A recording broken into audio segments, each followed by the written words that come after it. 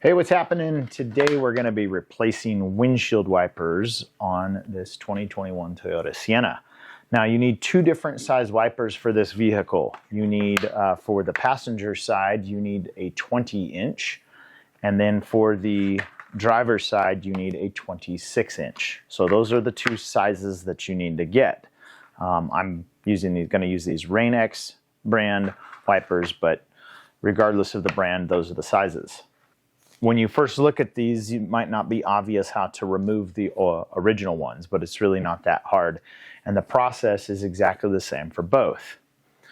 So right here, all you really need is a flathead screwdriver. And right here, you can pry up, and that will flip up out of the way. And once that has flipped up out of the way, you need to slide the wiper that direction, like toward the driver's side.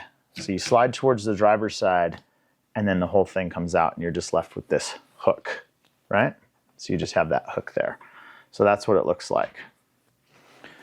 Now, depending on what wiper you buy, these particular Rain-X ones, they come out of the package like this, and then they have this little adapter.